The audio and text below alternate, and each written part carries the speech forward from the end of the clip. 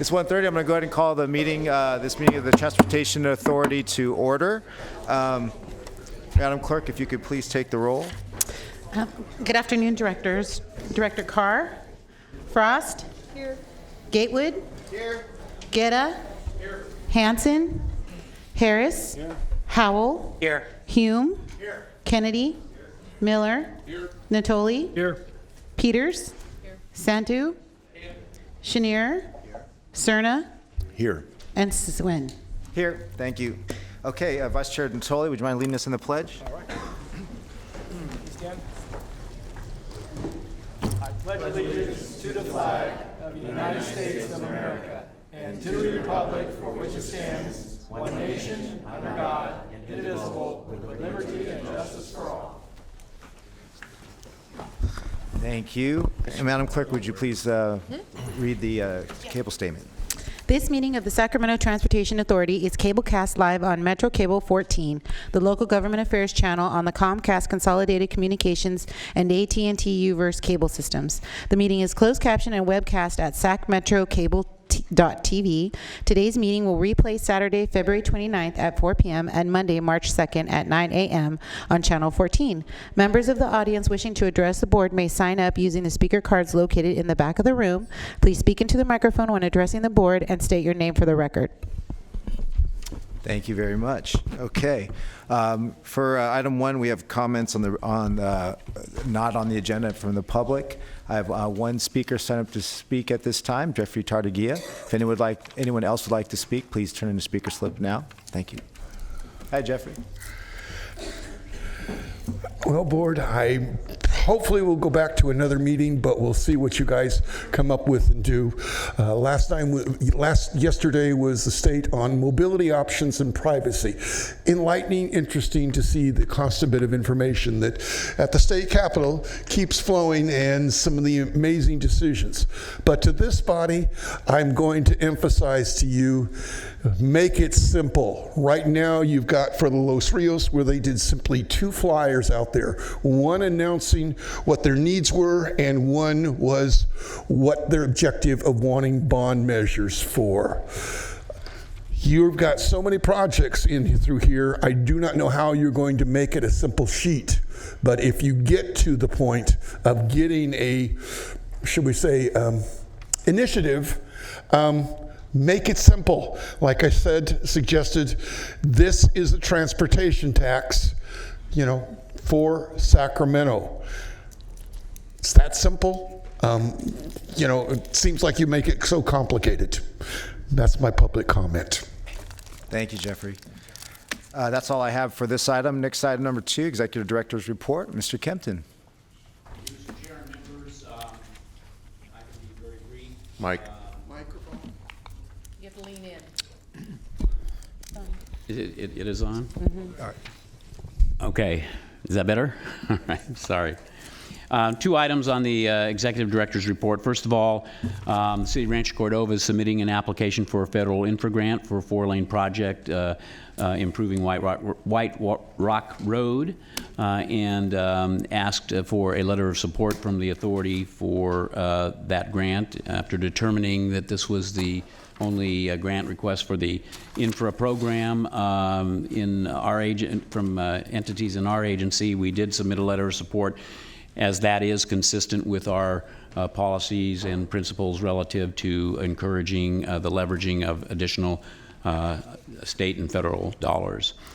Also, we've been successful in getting all of our council and board of supervisor presentations set in the event that we move forward with the Measure A 2020 expenditure plan. The tentative schedule begins with the City of Sacramento on Tuesday, March 24th, and ends with the City of Ileton on Tuesday, April 20th, with a number of the meetings scheduled between those dates. So that completes my Executive Director's Report for this meeting. Okay, thank you, Mr. Kempton. Hope that is a good foreshadowing. Item 3, we have consent items. I have a consent item in front of me, action summary for February 13th, 2020 State Governing Board meeting. Okay, I have a motion from Director Harris, seconded from Director Howell. All those in favor? Aye. Opposed? Abstain? Motion carries. Thank you. Item 4, Director Kempton, you're back up. Oh, sorry, yep, Director Peters? Yeah, it's for you, Will. On item 2 with the tentative schedule, you've got all the jurisdictions, but you don't have the final vote to put it on the ballot. Have you not scheduled that yet? It isn't listed here anyway. Madam, excuse me, habit with Madam Chair. Director Peters, the vote to place this on the ballot will not occur until the August timeframe.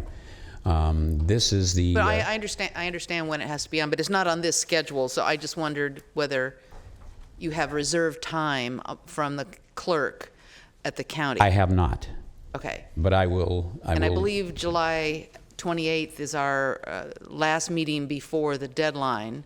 So if you want to give yourself a week's playtime, you might want to look at 2 dates there. Thank you for that, and I will do so. Okay, thanks. Thank you. Okay, the next item up is, Madam Clerk, do we have the item up on the, here we go. Thank you.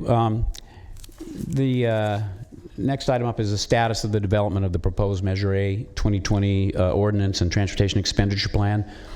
This is the 5th in a series of meetings where the board has met to take public input and to hear comments from stakeholders and members of the public relative to a proposed ordinance and expenditure plan for a potential ballot measure to be placed on the November ballot. I want to begin today by starting where we left off at our last meeting. If you look at the proposed Measure A Transportation Expenditure Plan, you'll remember that this was where we received consensus for the 60-40 split of the programmable dollars. This has been converted back to sales tax revenues only. And you can see the percentages there for the major categories and subcategories included in the expenditure plan. Some of the revisions to the draft ordinance and TEP since our last meeting, and these changes have been iterative and ongoing. There isn't a day that goes by that I don't get a call or a contact from someone regarding either an error in the language or a correction that needs to be made or a suggestion as to how the language can be approved. We have added high priority projects by jurisdiction for the local projects of regional significance. That information was submitted by all of the local jurisdictions.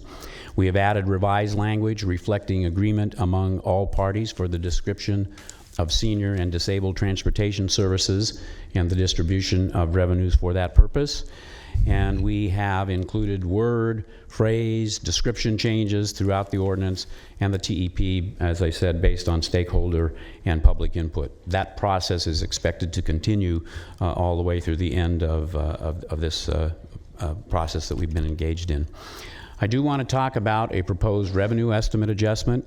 When I was first appointed and took over as the executive director, I wanted to take a look at the revenue estimates because the initial plan was that was presented in December is based on extremely conservative estimates, and that's not bad.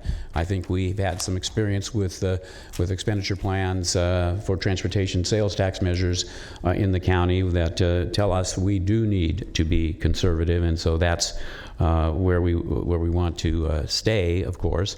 We are currently, or at least in the initial plan that was presented in December, we were using a 2.29% year-over-year growth rate, which resulted in a revenue estimate of $8.170 billion. I don't want to get into a lot of detail here, but we reviewed those projections. We had discussions with financial advisors, and we concluded that additional revenue was available while still maintaining a conservative outlook for the program period. So we have proposed using a 2.4% year-over-year growth rate, which is an increase of just over 0.1%, but it does result in $200 million in additional revenue, which would give us a total estimate for the program period of $8,370 million. We have also given the expressions of concerns and input from folks relative to some of the programs that weren't included in the program with a smaller amount of revenue. We have proposed an application of additional revenue, as you see here. $63 million for the American River Parkway, for which there was no money under the previous program. We have increased money for the air quality programs with an additional allocation of $50 million for the Sacramento Metropolitan Air Quality Management District. We've added $51 million for local streets and roads, which will go to the cities and the county. And we have added $34 million for transit maintenance and operations to go to SAC-RT. As always, with every amount of money that comes into the program, 1% has to be set aside for program administration. In this instance, that would be $2 million. Just to go over the local projects of regional significance in terms of the money that has been set aside in this proposal, we asked the public works directors to come up with a formula for the distribution of the money in this particular category. And if you remember, it's a total of $700 million. They came up, and I suppose being engineers, came up with a complicated formula involving population, lane miles, and sales tax revenue generation. But if you go through the formula, it looks like a fair and reasonable way to divide up the revenues. That's the percentages that you see here, along with the dollar amounts that would be available to each of the 8 jurisdictions within this program on the far right side.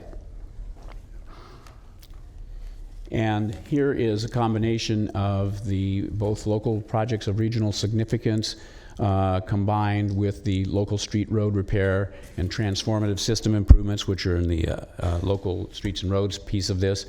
And it provides you a total of the amount of money that's going to local jurisdictions for streets and roads on the far right, totaling $3.875, well, almost $76 billion.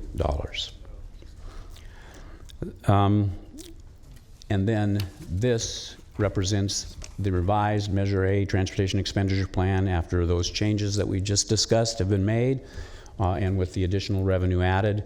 You can see that the total has increased to $8.370 billion with the concomitant breakdown by category and subcategory. And in addition, at the bottom, the streets, roads, and highways piece of the program remains at 60%, or $4.826 billion. The amount going to transit and rail is at 40%, or $3.2 billion. Mr. Chairman, that completes my presentation, other than to say that the changes that you've seen, and barring any additional input from the public and stakeholders, this is probably the breakdown of the programmatic expenditure plan that you will see going forward. We are still working with the public and stakeholders on ordinance and transportation expenditure plan language. We have issues to address relative to the definition of complete streets. We're looking at the potential for an advanced mitigation program, health and safety language, some transit and rail planning language that has been suggested. There are a variety of other more minor suggestions that have been made, and we'll continue to work with those stakeholders and the public to incorporate the appropriate language as we move closer to our March 12th date for tentative adoption of the Transportation Expenditure Plan. And that does complete my report. Thank you very much, Will, and appreciate all your work and your staff's work on this. A lot of numbers going around, as well as a lot of details in the ordinance that you're still working through, as you articulated. I'm going to briefly bring it back to the dais here for any questions, maybe brief comments, but I really want to give it an opportunity because there's a lot of folks who signed up to speak as well. Director Cerna. Great, thank you, Mr. Chair. I wanted to thank you too, Will, for your help and that of our consulting team and our staff on getting us to this point. And I specifically want to express my gratitude for working with my office over the since the last time we met. And I think you heard not just from me, but others on this dais about our interest in ensuring that the American River Parkway, as a very legitimate, very real part of our active transportation network from across the county, has not just kind of the status quo consideration, meaning what we had with the first measure, but actually we take this opportunity to do something even greater with regard to its import and the appropriation of resources for that. So I just want to make mention of that at the outset. I too, like the chair, want to certainly hear from everyone that's taken time this afternoon to come out and provide their testimony. But the fact that I consider you going over and above, especially on that particular asset, I just want to make sure you know that this member really appreciates your focus on it. Thank you. Thank you. Director Hansen. Sorry, my mic and lectern aren't working, so it's because Mr. Natoli is marked as a chair, so he can't have two people on this one. Will, I wanted to follow up on a couple things. I actually spoke to, I think it was yesterday. Things have changed since then, it looks like. The changes for particularly like the Parkway, I was asking Supervisor Cerna, Director Cerna, but is that still just the Nexus resources, or is that tax measure resources? Because I was concerned for all the things that are relying on the Nexus study, that those fees come and go, but the Parkway in particular needs consistent funding. So will you explain where the source of those funds are from? These are sales tax revenues. So this is not something that would require a Nexus study. On your approval of an expenditure plan, this would be incorporated within the expenditure plan for allocation of funds from the sales tax revenues. Okay, that's good. On the policy side, which is where we talked a lot yesterday, I was trying to fix this lectern, so I might have missed it. Sorry, but did you end up making any changes to some of the policies that we talked about yesterday? I can't remember if we made changes to some of those specific policies. We have made changes based on input that we've gotten from stakeholders and others. And then some of the things that I know we did talk about are, as I mentioned to you, we're going to be discussing with the Public Works directors on Monday. Yep. And I think there are a number of suggestions made by the Sacramento or the Smart Sac Moves folks that we can take a look at and potentially suggest language for your consideration at the March 12th meeting, which would incorporate some of those ideas. And so the dialogue continues. I think, to be specific, I think the air quality conformity language still needs work.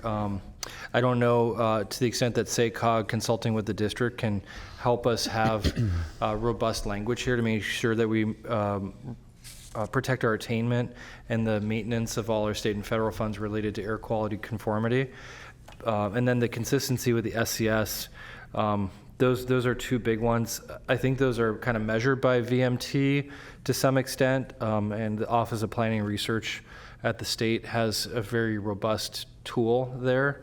And then Supervisor Cerna, as Air Quality Board member, probably knows more about this, but the most recent version of the California Emissions Factor, which is the Air Resources Board tool for measuring criteria pollutants and other greenhouse gas emissions. Those are kind of the things that I'm thinking of around policy, how we really can assess the value of these policies. And then finally, I still am concerned that one of the top priorities for voters was leverage and matching funds. And so maybe we'll hear more from the public and the board later, but really about making sure that we have really strong requirements for matching in here, that local funds should only be a portion and less than 50% of a project's overall budget for the significant capital projects, but most of those projects are applying for state and federal programs that usually it's 10 to 20% local share. But I want to just make sure that if the voters, and one of their top priorities, as our polling has showed, is leveraging of funds, that we're actually meeting that criteria, and we're not just fully funding very large projects with sales tax dollars when we have access to SB1 or federal transportation and transit monies. And we do have an aspirational goal in the expenditure plan of 1/3 of the project cost being achieved through match. That's not required except for the interchange projects, where those are typically supported by developer and private funding, and that there is a requirement in the expenditure plan for a 1/3 match for those projects. But we'll be looking at those. I have a meeting tomorrow with SACOG, so we'll be having some additional discussions on some of the points you've raised. Thank you, Will. And maybe we can turn our aspirational goal into a perspirational goal and apply that to all the significant projects. Thank you. All right. Thank you. Director Schneer. Thank you. Steve kind of mentioned this, so I just want to tag on when we talk about the federal air quality requirements, we talk about the MTP. I think we should also be talking about the SCS, Sustainable Community Strategy, so I'd like to see that aligned in the language. And then I would support Mr. Hansen on the discussions that we're going to need to have on some of these other issues. Could you talk, Will, maybe just a little bit about process? And I don't know, Chair, if this is the right time, but from here to the next meeting, and because if you don't mind, Dr. Schneer, I'd like to hear from the public, and then we'll bring it back to the process. Sure. Thanks. Just to key it up is kind of, you're going to have things from members of this board. Are we going to be voting on those on the 12th, or how does all that happen? Good question. Thank you. Director Gatewood. First, good job, Will. Thank you. You know, a lot of cats in the room. So what I want to make sure, since we're pretty set on the percentages, about 60-40 and the money that's going to, I know we're probably going to talk about this in the committee if we have another committee meeting, but they were saying that it's easier, since if we had, instead of a percentage, since we got the percentage, hard money pulled out, that's like a guarantee, it's easier for them to go for federal dollars against the money when it first comes out. So the 23%, instead of having it be 23%, it would be like for rail, it's easier for them if we were to say, since they're going to get about $464 million a year out of the overall plan, it's easier if they would just be guaranteed $230 million right off the top, and then the rest falls into the percentage. So maybe we can talk about how the best way to leverage the money for, like, especially for rail, maybe we can do a pull out or call it out and say $230 million right now, and then the percentage is going to come after that, just to make sure, because it helps them to stretch their overall federal dollars, and it helps them to bond against it, especially for the cities, if the money's guaranteed instead of on a percentage that could move. We would have to consider that, Director Gatewood, in the context of a program that the escalated estimates of revenues are $8.37 billion, with about $130 million coming in the first year. That gets escalated over the 40 years of the program. In the 40th year, you're looking at a little over $300 million coming in a year. So any set aside of the magnitude that you're talking about would have to capture a significant portion of the early years of the program. Some of those dollars, as you know, are restricted with respect to streets and roads and maintenance for transit. Right. So I'm happy to take a look at how we might be able to accommodate something along those lines, but I think it's going to be a tough ask. Okay. It was just when I was talking to the rail, Henry and them, they said that was the best way to leverage the dollars.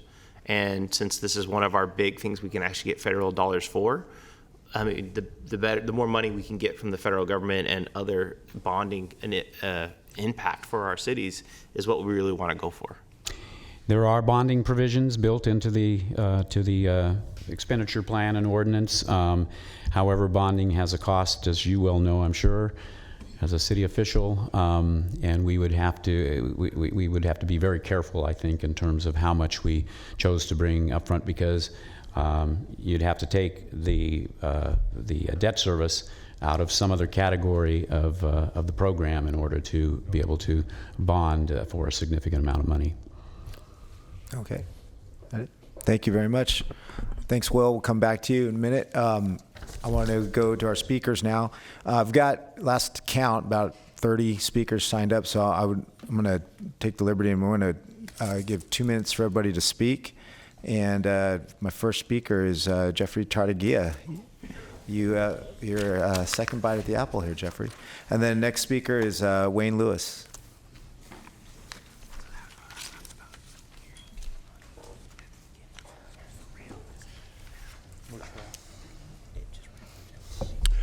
Board, as I look at this, right now I am spending part of my time in the master plan on aging. And you only show 3%, and for the time period of everything else, you say that's going for dealing with the disability and the senior community. The senior community is right now existing at about 5 million and is expected every 10 years to more than double. And this is all that you're setting aside.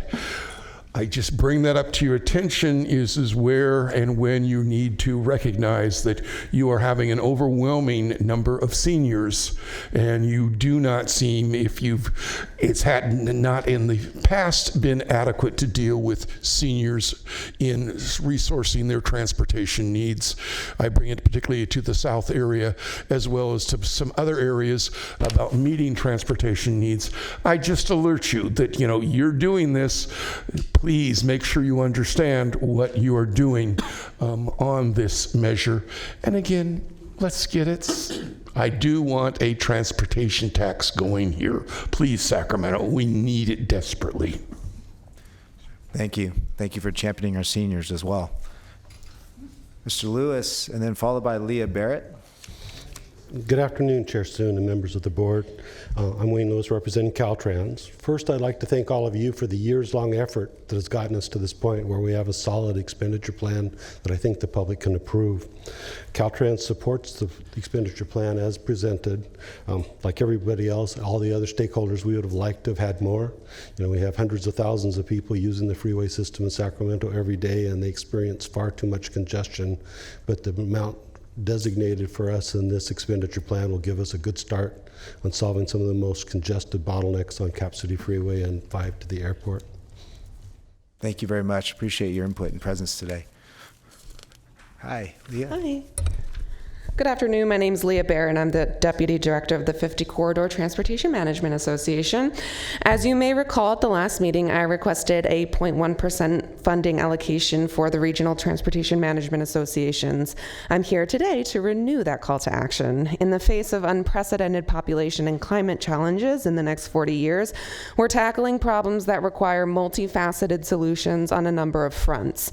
Transportation, like most other industries, is driven by supply and demand. Historically, transportation funding has been used to manage the supply side, like roads and public transportation, which is great and definitely needed. But I'm here to remind you that we also have access to the demand side. This access is through your regional transportation management associations. Our organizations were created by regional leaders, much like yourselves, for the purpose of gaining access to residents, large employers, and commuters to manage the transportation demand. I firmly believe that this funding will have a larger impact over the next 40 years if we use a small portion of it to manage demand as well as supply. So I urge you to use us and invest in us, because that's what we're here for. Thank you. Thank you, Leah. Vice Chair Natoli, you have a second? Yeah. Just a question for staff on that. This has come up before. I know I asked about it the last time around. You did some revenue projections that actually enhanced the amount that was projected. Again, I don't know whether in the committee structure, Will, or in your review, or what's any conversation, but there was nothing in your report back about this request and how we might address it. Maybe you're going to do it for later, or you left it for this board to tug and pull on it up here. But I'm curious, because I see nothing in the report that talks about either it was discounted, it was considered, and you did some revenue projections.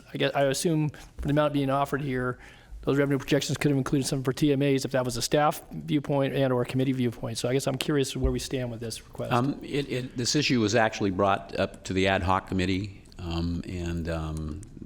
the conclusion was, with all of the other demands, that with the limited amount of additional revenues, that the dollar allocation that you saw on the screen today was more in keeping with that committee's approach, and obviously you will have an opportunity to approve that on March 12th. Okay. But I did actually include local transportation management agencies as eligible project expenses under the Transformative System Improvements approach, so that if a local jurisdiction did want to put some money into a local transportation management agency, they could. But there was no additional money out of the limited sales tax revenues for that purpose. We're going to have continuing discussions with the TMAs. I want to have a conversation with SACOG and see what options might be out there. If I just offer one thing for consideration as we talk about this, again, I'm not a part of the ad hoc committee, so I'm not privy to direct conversations, but it would seem to me that as you look at administration, because there's a certain part of the TMAs that requires the coordination administration beyond what services may be provided. I'm just curious, as we allow, as you said, under the ordinance, the 1% for administration, STA, and any ancillary consulting and or other work that goes on. It would seem to me that might be a fit for at least a portion of the request. So I just offer that as a thought as you're going to take this up over the next couple of weeks. Thanks. Okay. Next speaker, we have Colin Jackson Jr., followed by Steve Cohen. Colin Jackson Jr., or did I say it wrong? Colenn. Glenn? Is it Glenn? Oh, I'm sorry. It doesn't look like a Glenn to me. Sorry. Yep, Glenn. Glenn Jackson Jr. Nice to see you again, young man. Hello, my name is Glenn Jackson Jr., and I wanted to share with the board my walk score for my neighborhood in North and Thomas. It's 44 out of 100, which means most errands require a car. My bikeable score is 62 out of 100, which means that there are some bike lanes, but not where they're needed. My transit score is 13 out of 100, which means the nearest bus stop is over a mile away. With this plan, I would like to see more pedestrian hybrid beacons, especially in routes to and from school, to improve safety and the walk score for all neighborhoods. With this plan, I would like to see protected and connected bikeways that are wide and visible for all types of bicyclists. With this plan, I would like to see public transportation in my neighborhood frequent and easily accessible throughout Sacramento. Last week, I had the honor of meeting and speaking with David Mineta, the son of Norman Mineta, who is a former U.S. Secretary of Transportation. I also had the honor of meeting with Mr. David Kim, who's California's Secretary of Transportation. I am not a transportation expert or a transportation professional, but I am a 12-year-old advocate who's here to provide perspectives and considerations. I ask the board, will you meet the needs of pedestrians, bicyclists, and transit riders? Thank you. Thank you, Glenn.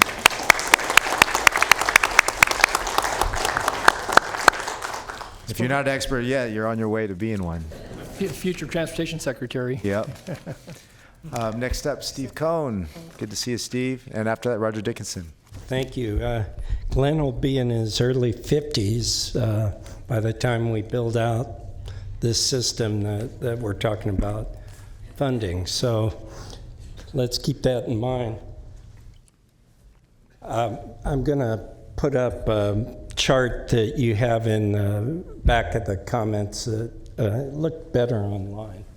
But let me just point out that are we able to expand that a little bit? Okay, I'll just go on. We're trying to... Mr. Cohen, I would say that the board has that attachment to the letter that was provided to them prior to the meeting. Thank you. I just want to point out that your existing Measure A was 43.35% for transit. So we're backsliding here with the 40.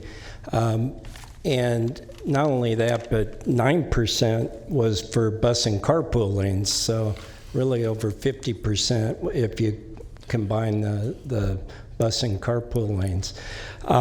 We understand that the board appears set with the 60/40, so we really want to make sure you understand it's going to be a tough push to get the public to support that when we're actually putting less money into transit than we did 15 years ago when we passed the initial renewal of Measure A. So we're imploring you to not miss the opportunity to ensure that other portions of this plan include ways to reduce vehicle mile travel, to reduce greenhouse gas emissions. We provided very detailed language in the ordinance, which you have electronically attached to the letter that we emailed yesterday.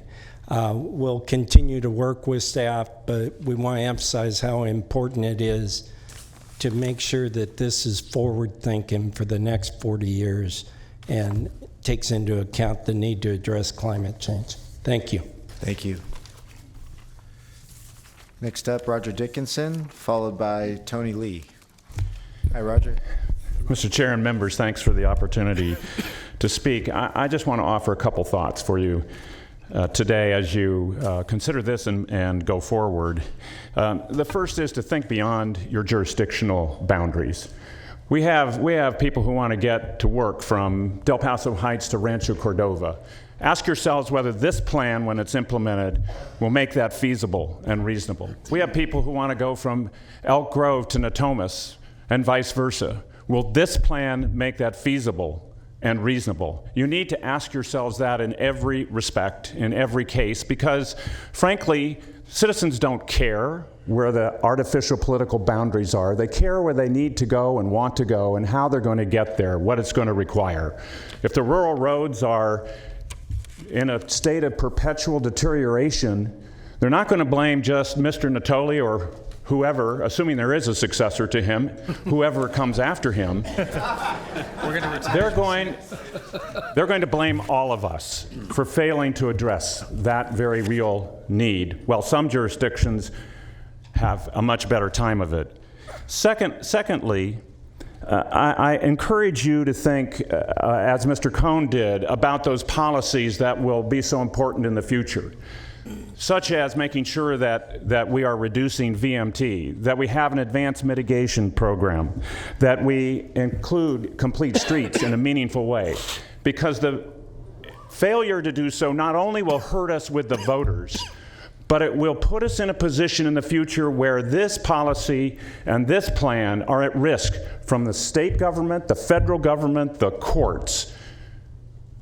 And we won't determine our future. They will. We don't want to be in that place. Let's determine our own future. Let's make sure that this plan has the policies and the process necessary to ensure that we determine that future. Thanks. Thanks, Roger. Thank you, Roger.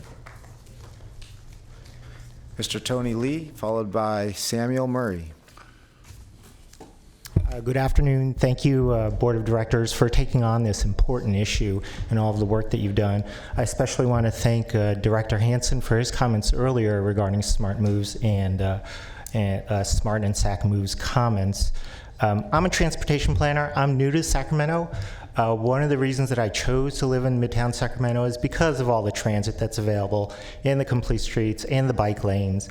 But as the two previous speakers just said, one of the things that I second wholeheartedly is that regardless of the municipality or the community that we all live in, that connectivity is so important. And whether it's in Midtown or Folsom or Galt or any other place, these programs are sorely needed. So, and I fully support as much as we can have to go towards the transit and the pedestrian safety and the bike safety issues. So thank you again. Thanks, Tony. Thank you, Tony. Next up, Samuel Murray, followed by Diane Osorio. Hello, my name is Samuel Murray, and I am 13 years old. And last Friday, I went on a field trip with my entire junior high school group around Sacramento on public transit. And we stopped at 7 different locations, including Sac City College, Sac State College, Sacramento Zoo, and many other places. However, we also noticed that there were no consistent sidewalks, there was no safe bike lanes, and we also had to be driven 4 miles to the starting bus stop of the trip because there was no bus stops or a safe way to get to school, because there's no safe way to get to school from there.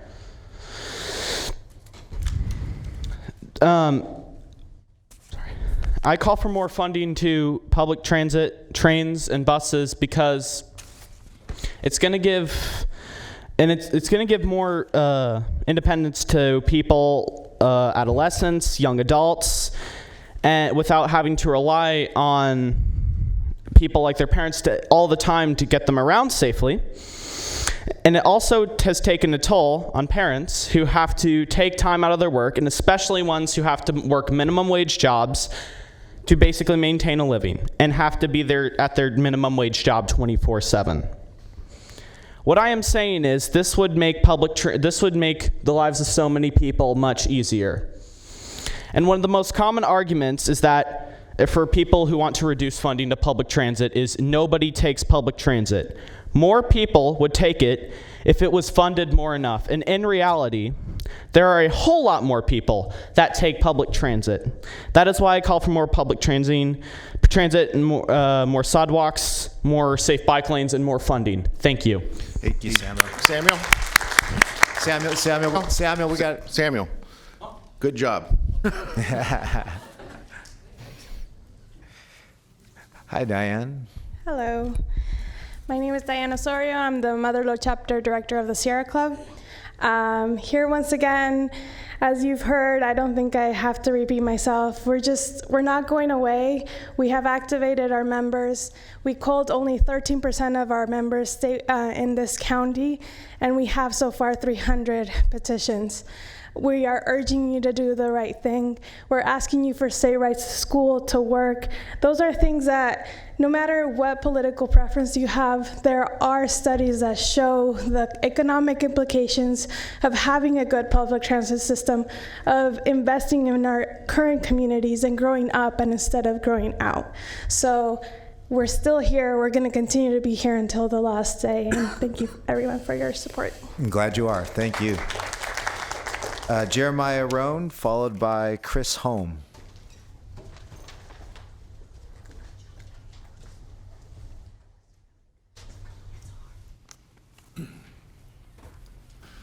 Hello, my name is Jeremiah Rohr. Live in Sacramento. I'm a citizen cyclist.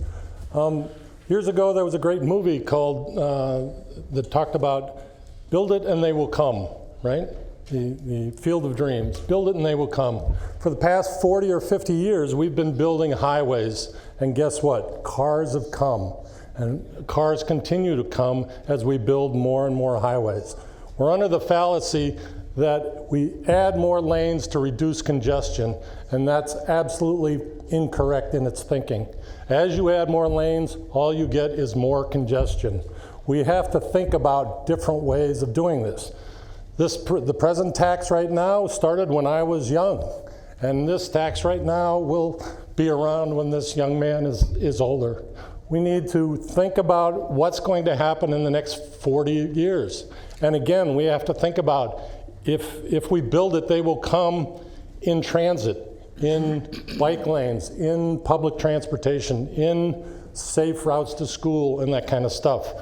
5 years ago, we never would have thought that the city would be kind of full of electric bikes and scooters.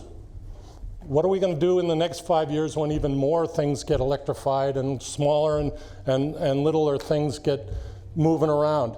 The car is not the solution. The car is the problem. So funding highways, my extreme view is that we've got the percentage backwards. It should be 60-40 for transit and that kind of stuff. This is absolutely the wrong way to go. We need to think about building it. You build transit, you build safe bike trails and sidewalks, people will come, people will use it. But we have to build it for them to use. And we have to think about what our world is going to look like in the next 30 or 40 years. Thank you. Thank you. Next up, Chris Holm, followed by Russell Henley.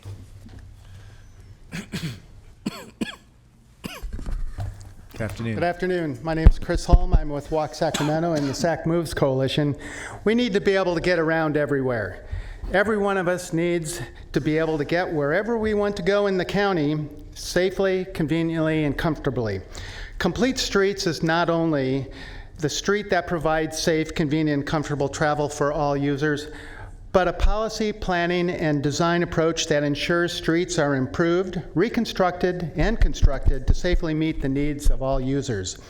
The Complete Streets policy we have proposed for the 2020 Measure A TEP would ensure that everyone traveling in Sacramento County, whether in unincorporated areas, any of the cities, or in between, would have safe, comfortable, and convenient streets for their journey using the mode they choose.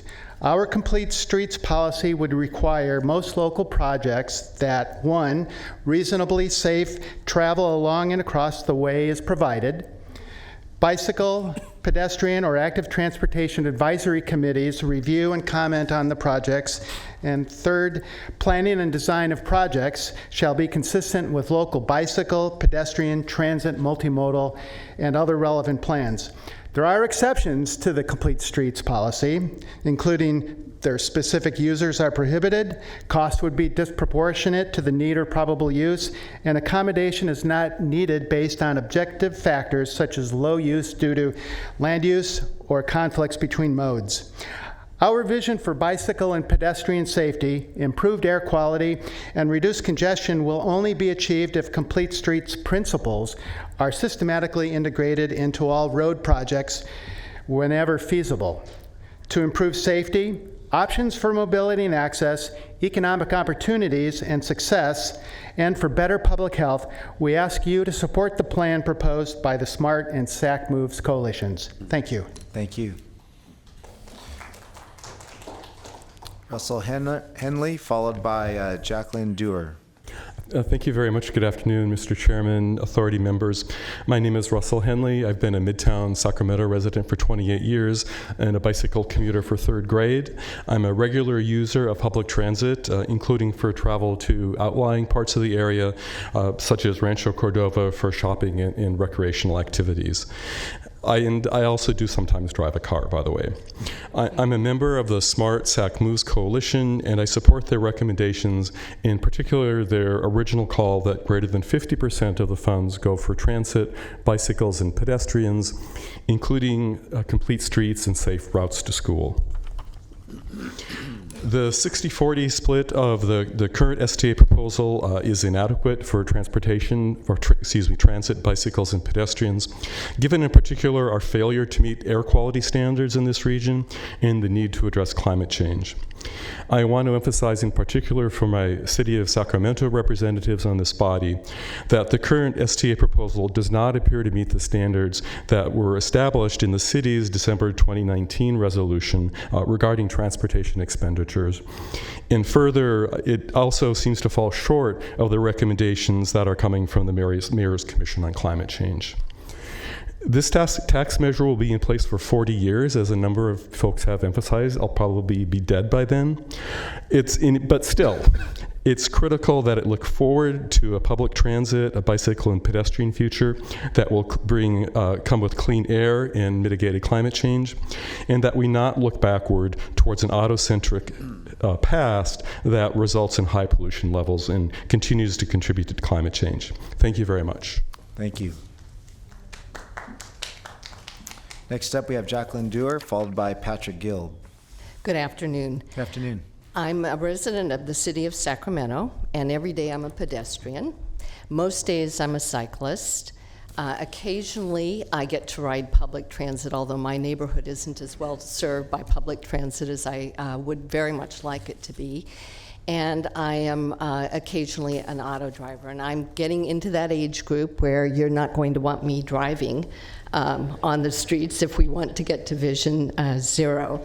I'm also a volunteer in several public health efforts, one of which is to put and keep public health at the front of our thinking in city and community design and planning decisions.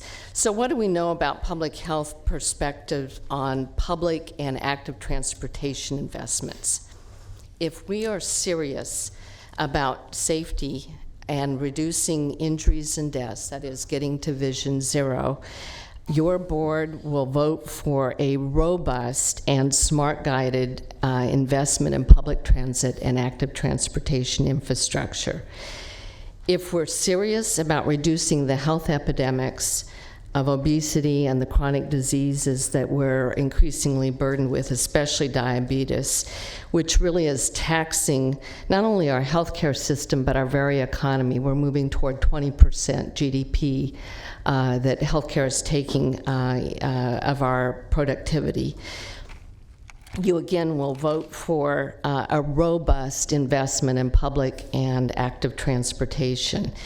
If you're serious about reducing congestion, which by the way has a direct contribution to hypertension, overweight, and some other chronic diseases in addition to increasing overall vehicle emissions, you again will vote to support a robust investment. If you're serious about housing and housing insecurity, I pulled a census tract in Citrus Heights to look at the costs that those households bore from transportation and housing. And there's general agreement that when your household budget goes over 50% for housing and transportation, you are at risk for housing insecurity and homelessness, because you're in fact just one pay cut, one layoff, one job loss, one benefit reduction, one illness, or other family catastrophe away from not being able to make your rent or mortgage. Jacqueline, I need to ask you to wrap it up. Thank please. you. So I ask for your full and robust allocation of the resources that we have available in this region to public and active transportation. Thank you. Thank you. Patrick Guild, followed by Glenda Marsh. Good afternoon, Patrick Guild with Breathe California, Sacramento region. As an organization that focuses on regional lung health, Breathe California would like to see in our region a robust public transit network and safe, active transportation options. The health and quality of life of all of the region's residents is adversely affected by air pollutants from combustion engines. As outlined in our proposed ordinance and TEP, we believe that all fix-it first efforts should include complete streets improvements whenever feasible to create streets and sidewalks that are safe for children, seniors, and disabled who all rely on them daily to go about their lives. Safe and sustainable transportation options lead to clean air and healthy lungs and can only exist when residents are able to confidently and comfortably exercise their options to walk, bike, roll, or use public transportation safely and reliably. In the coming years, state and federally mandated health-based air quality standards will need to be met. Additionally, greenhouse gas emissions will need to be reduced per state law. All transportation and land use plans must consider vehicle miles traveled per SB 743, and decisions made today will have significant impact on the lung health of our region's residents for many years to come. When residents know that they can safely walk or ride their bike, or that they can reliably and efficiently use public transit to get around, we will then begin to see the necessary reductions in VMT, improvements in air quality and lung health, and the increased access for all people. Thank you very much. Thank you.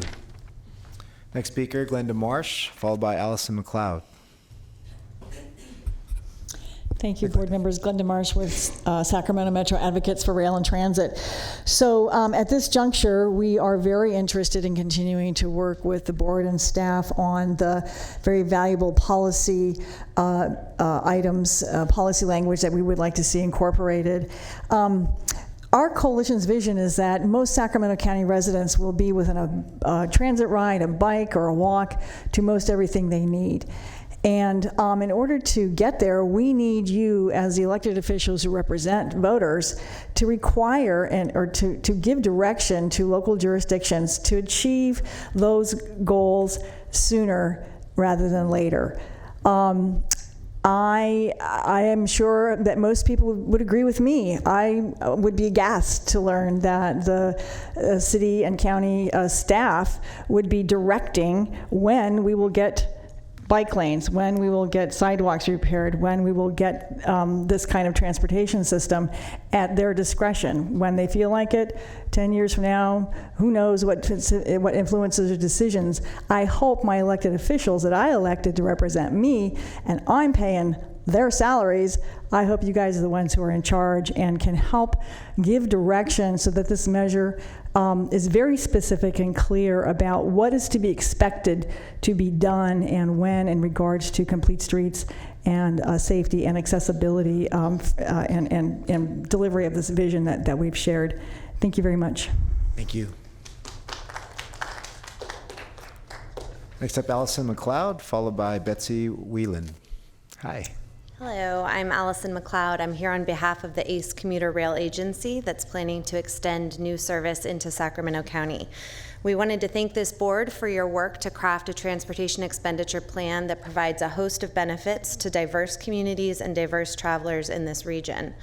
There's no doubt that our county is growing, and we need to invest in an infrastructure network that includes better quality roads, modernized transit vehicles, more points of connectivity, increased transit service, and active transportation options. We believe your proposed TEP meets those goals.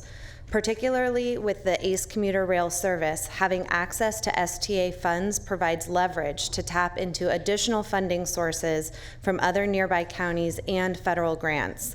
A minor investment in local match dollars by STA represents a huge bang for the buck when it comes to commuter rail.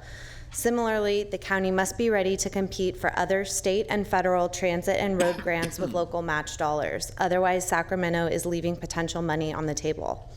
That's why reaching consensus and moving forward with a TEP and sales tax measure on this upcoming November ballot is so essential. We encourage you to finalize the plan and move forward with next steps for putting it before voters.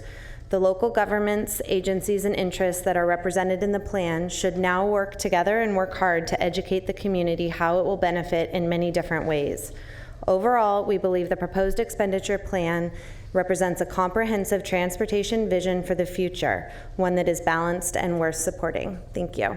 Thank you, Allison. Director Hume and I are anxiously awaiting your arrival into Elk Grove, too. Thank you.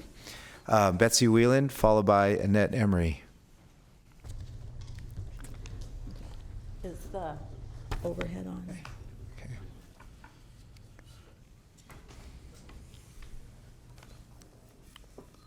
Oops, wrong side.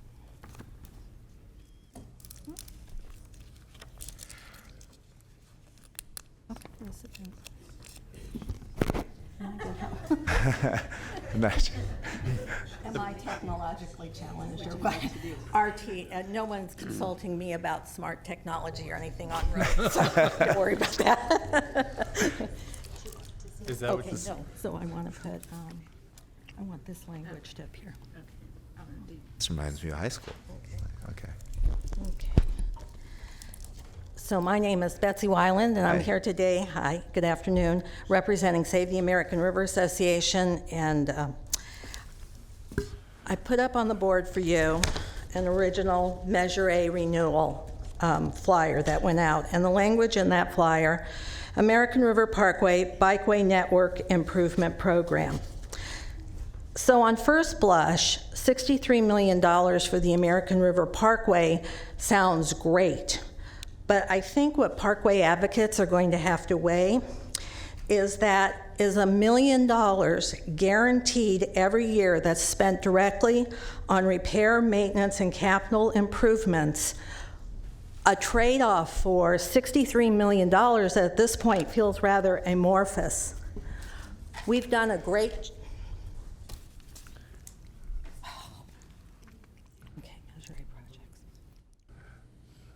We've done a great job these past years, the County Regional Parks Department has, with working with stakeholders to prioritize projects that the community feels needs to get done on the parkway.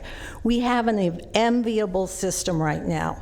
It's the envy of, I can guarantee you, because I hear all the time from the state parks portion of the bike trail, about, gosh, there's a real distinct difference when you leave the county and enter the state parks. And that's not to criticize state parks, because they have all the issues we have funding-wise. So I'd like to know this $63 million, right now we have it so controlled and things get done and people can see the improvements. Who's going to administer the $63 million? How are we going to prioritize the projects? How do the stakeholders stay engaged? Our county is the manager operator of the parkway, regional parks. So those are my comments right at this moment. Thank you very much. Betsy, just before you go, I'm going to, Director Sterner, I think, wants to address your comment. Well, it's okay, Betsy, you can sit down. I was going to actually tee it up for Mr. Kempton to answer the question. I know the answer. I think the other board members do, but I think it's an important question that deserves a clear answer. Thank you, Director Zerna. So I don't think Sarah and others will be upset with this particular process. It's going to be the same process that exists today.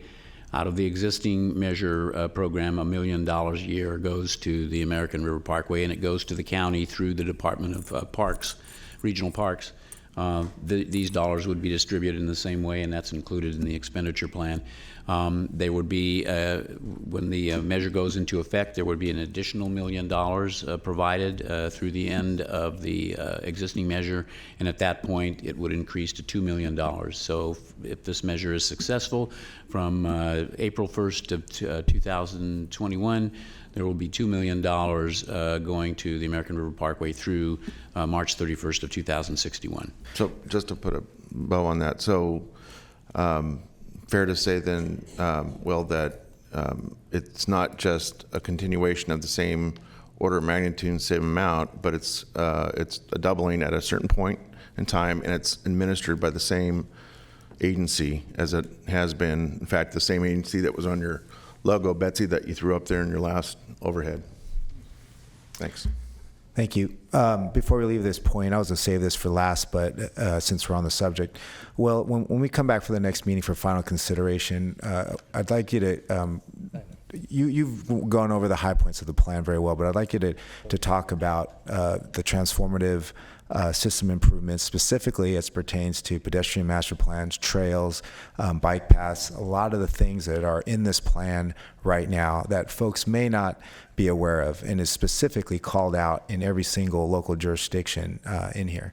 So I think it'd be worth spending some time on that, because I don't feel like we're as far apart as some may feel, even though we may have disagreements on splits, but I think what we're driving at is very, very similar between the plan and what we've heard thus far. So anyway, and then we can review what Director Sterner talked about, American River Parkway and others. Okay. Next speaker I have is Annette Emery, followed by, apologize for this, I think it's Lori Littman. Thank you. Hi. I'm sorry, you're Annette, sorry. Yeah. I'm just getting next person on deck type of thing. Thanks. Thank you. Annette Emery, and I live in the Garland Northgate neighborhood in South Natomas in Sacramento.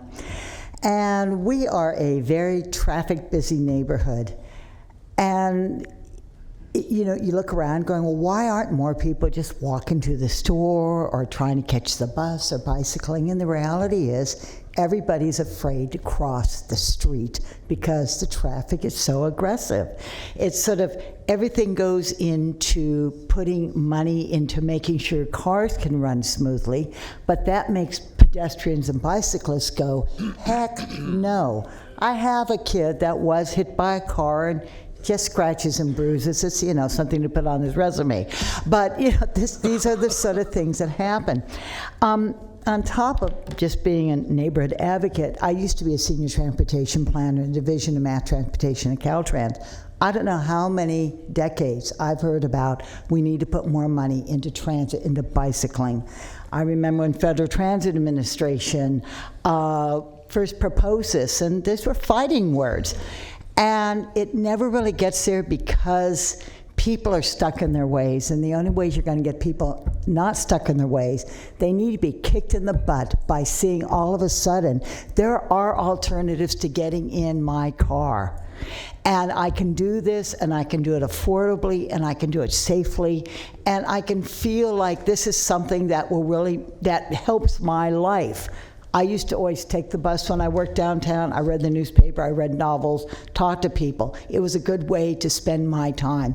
But we need to go and make sure that money is going to into the projects. SACRT is doing some really interesting things, but we need to make sure money's going to areas that will have people say, you know what, I can do this. Let's look at the 50-50. Thank you. Thank you. Next up. Did I say it correctly? Is it Lori? Lori Littman. Lori Littman. And next followed by Doug Thompson. Sorry about that. Hi. I'm Lori Littman. I'm with 350 Sacramento. And I want to say that I am really frustrated right now. You guys are letting us each speak for 2 minutes. The public is very engaged. We're all saying we don't want cars, we want alternatives. And then you give us same old, same old.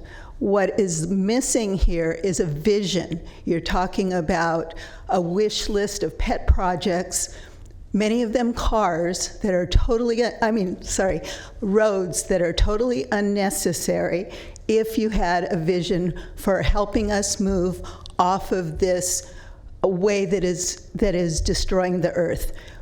You all know that climate change is a big problem, and we have about 10 years to make a huge turnaround, and yet there's this disconnect. You're talking about building roads.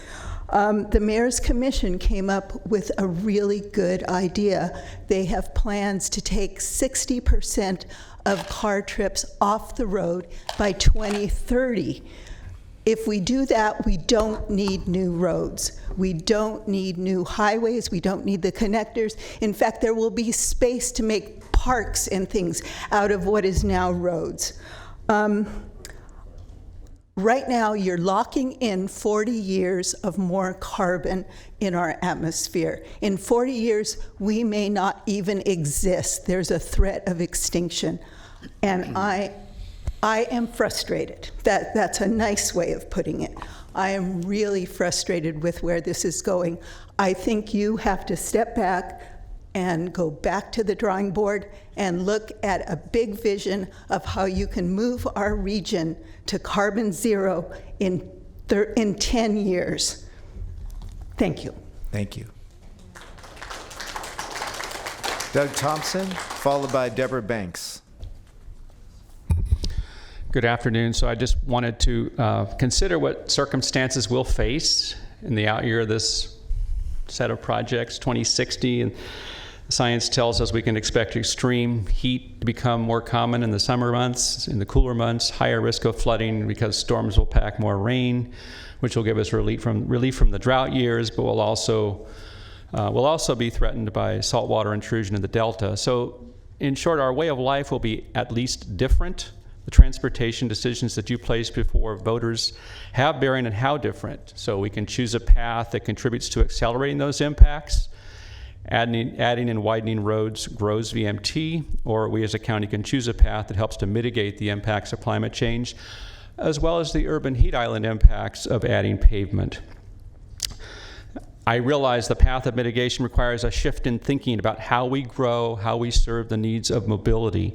It requires funding a transit system with more convenience, shorter headways, lower costs, safe walk and bike access. It requires funding transportation alternatives at shares like we see in the other major urbanized areas of California. I'm not going to dwell on the alternative path, as I've been asked to read a letter from Sacramento Area Congregations Together. Sacramento ACT is a multicultural, multi-faith grassroots organization. Our members include over 56 congregations, schools, and neighborhood groups representing 60,000 families in Sacramento County. Dear Sacramento Transportation Authority board members, for the last 29 years, Sacramento ACT leaders have worked to make Sacramento a community where all families can thrive. Transportation is fundamental to working families in our region. Transportation is key to people's ability to pursue education, good-paying jobs, health care, and economic advancement.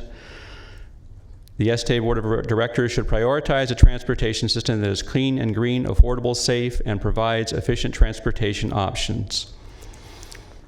A transportation plan with these priorities, as advanced by SMART and SAC Moves, will deliver desirable benefits to working families in our region, such as a seamless transportation network, reducing air pollution in the neighborhood, saving households thousands of dollars annually, making walking, biking, and using public transit safe and convenient, making our streets safe for all users. Sacramento ACT strongly supports the plan submitted by SAC Moves. We encourage adoption of a forward-looking transportation plan that provides for the unique transportation needs and concerns of working families in Sacramento. Sincerely, Gabby Trejo, Executive Director. So on behalf of Gabby and me, thank you for your time. Thank you. Deborah Banks, followed by Frank Tieran.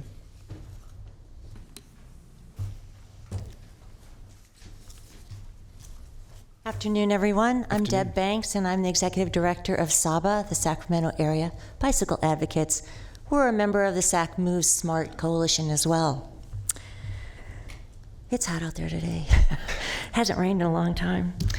A few meetings ago, Directors Corliss and Ayala from the Air Quality Board came and had a presentation with you, and one of the takeaways of that they said was that at most, one of the things you could easily do was to make active transportation, cycling and walking, a high priority. It's not a very expensive way to go, but it certainly will help people get out of their cars and help with Lori's frustration, which is a good thing. We need to make our streets safe and complete, as Chris mentioned and explained, so that everyone can safely navigate them.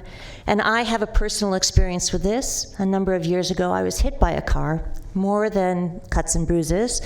Car was going 40 plus miles an hour, and if you know anything about those statistics, not many people survive being hit by a car at 40 plus miles an hour.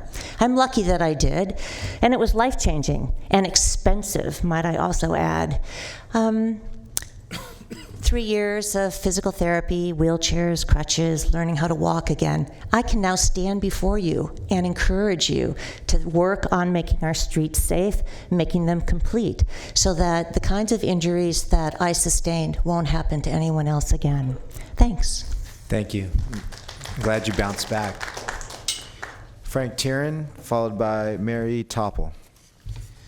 Hi, good afternoon. I'm a concerned citizen living in Rosemont, and I'm here because I don't think that 40% is enough. We need to do more when it comes to public transportation. I commute to Carmichael every day, and I don't want to take my car. I really don't. If I could just leave it at home and take public transit, I would. I've tried to plan my route, and I would have to take 3 different buses. It would take me more than an hour just to get to work, so we need to figure out a better system. I've tried to walk to the store, and there's parts of the road where there's no sidewalk, so I'm afraid about getting hit by a car. You know, I went to Amsterdam recently, and they have a great setup with, you know, a lane for pedestrians, a lane for bicyclists, and of course for the cars. You don't really see cars much because everything is so well figured out. So let's please really, think about it. Think about the allocation of funds, and distributing that appropriately. We don't need more cars. It's contributing to, greenhouse gas emissions, making the air unfit to breathe, and making people like myself mad as hell. You have people out there who are taking risky behaviors on the road, which is a threat to public safety. Think about your morning commute. Everybody in this room should think about your morning commute. How many times have you been cut off by a driver because you refuse to go above the speed limit? Or people tailgating you. It's ridiculous. It's like Mad Max on the road. So let's please think about that, everyone, and thank you. Thank you. Next up, Mary Topple, followed by Inga Olson. Yeah, it's Mary Tapple, and thank you, directors, for this opportunity to address you. I'm one of those Parkway advocates who's very grateful that there will be more spelled out funding annually for the American River Parkway. That long paved trail is not only a commuter route for many people, but it's essential for lots of health, including mental health, including all sorts of health. And I would also like to say I'm very, very impressed with the speakers who spoke about how, of course, we have to address climate change, particularly for our young people. It's not acceptable that we don't look to lower our vehicle miles driven down to so we can get to net zero carbon. We're in an area with very bad air pollution, and our basin is not going to change physically. We are the ones who have to change in how we we need to emphasize more mass transit, more safe bikeways. I've been afraid to bicycle lots of places. We have horrible crashes that bicyclists suffer when they're hit by vehicles. At my workplace, which is the California Environmental Protection Agency headquarters, this building is downtown, but just in our state water board, the bicycle crash trophy, some people were relating intensely horrible accidents like you just heard, where they have to have physical therapy and nearly get killed because they're hit by drivers of vehicles. So we need more safe bicycle routes all over the city, and we need to emphasize more mass transit because we have to reduce the carbon footprint. And thank you very much. Thank you. Next up, Inga Olson, followed by Joanne Fuller. Good afternoon. Good afternoon. The special bus line bus lane at Watt Avenue, the $1.5 million investment is not being used. And it's no wonder that people are not using public transit. The Measure A survey company that you all contracted with, I'm wondering about the staff, if the staff reflects your composition versus the composition of Glenn and his friends, because all across America and all across Sacramento Valley, polls are showing that people's chief concern, majorities of people's concern, is climate change. And they ask young Republicans, young Democrats, it looks the same in terms of their responses, rural and city.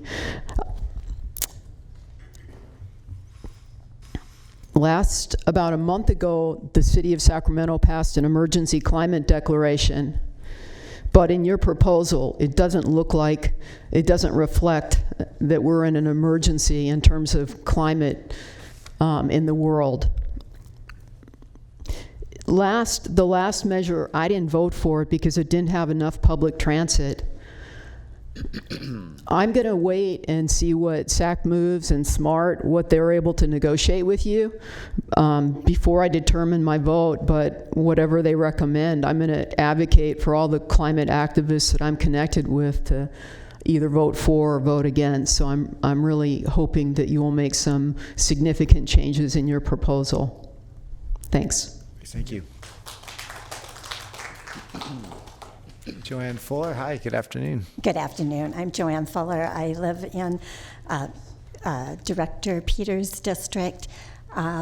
I'm here as one of the 14% of people, thank you, 14% of people in the county who are over 65. I'm well over 65. And I'm really asking you, as most of us, I'm retired, I'm on a fixed income, and I am going to need to go out and get to the doctor and shop and maybe go somewhere to have some fun. But very soon, you're not going to want to see me driving. And I have some friends that also should not be driving as we get older. But what are we going to do?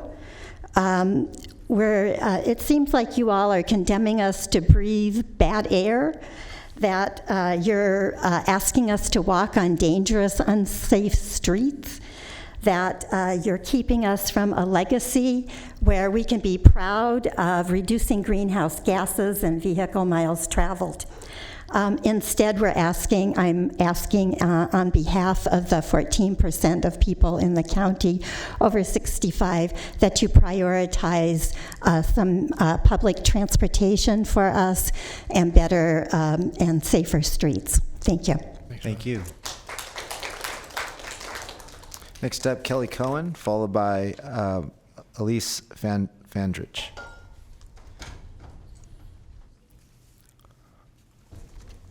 Hello. Hello. Kelly Cohen Good to see from you. Sacramento County. Yeah. I wanted to talk about the Parkway, but I see that you have it well in mind. Phil Cerna has been a very good watchdog for the Parkway, and I appreciate that. Just want to make sure that the funding goes in there, as others have said. I also had something else that came to my mind, and that is that sales taxes keep going up. And there seems to be a possible environmental justice issue related to that because it affects low-income seniors and disabled greater than the average population. Everybody has to buy things, and so the increased tax affects them more than others. At some point, and there are also other funding needs that turn to increasing the sales taxes besides transportation. And at some point, it will get to where you really can't raise them anymore. They're just like outraised. So where will the funding come from? I've wondered, how do other states fund their state transportation? Just something that I was thinking about related to that. Also, that we all know that seniors are the greatest number, in other words, increasing. And with being a senior also comes disability. And as some other people have talked about, having increased transportation options for them is going to be needed. I don't know how far out into the future. I mean, when you look at what the needs are, they're going to be increasing. And then there's technological and medical advances which make it easier for senior and disabled people to get out and have inclusion in activities in society. So I wanted to bring that forward in addition to the American River Parkway. Thank you. Thank you. Thanks, Kelly. Next up, Elise Fandrich, followed by Chris Brown. Oh, hi, Elise. Good afternoon. Thank you very much for taking all this time to take public comment. We appreciate it. So I want to thank the board for their work, and I want to echo a lot of the concerns that have already been raised here regarding the current funding allocation for transit and that impact on air quality, safety, and access. I want to highlight my personal concerns because the proposed DEP will fall short, I believe, of meeting state and city goals of reducing greenhouse gas emissions and reducing vehicle miles traveled.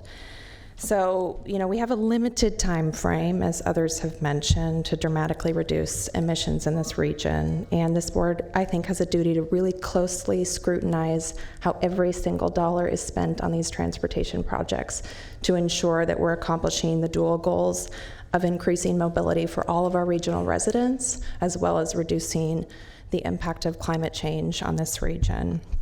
So, when we invest in transit, in bike infrastructure, in pedestrian infrastructure, I really believe we are investing in improving the quality of life for our residents, all of our residents. I have lived in a city with excellent transit and excellent safe bike lanes, and I'll tell you, I was a first-time commuter, and commuting on my bike was the best part of my day. It was the best part of my day. And I really I like the idea that we need to be thinking about a vision for how we can not just curb climate change and avoid all these terrible things, but also really create a positive future for our residents. And when you create those safe streets, when you invest in transit, I believe you do that. You get fewer people commuting downtown. It means that the people who have to commute from Elk Grove, who have to commute from Rancho, who have to commute from El Dorado, they have more access because the cars that I would drive from East Sacramento downtown, I'm not going to use them because I'll take a rail or I'll take my bike. So I really think it's important to think about it in that lens, and I appreciate your time. Thank you. Thank you. Chris Brown, followed by Lynn Wheat.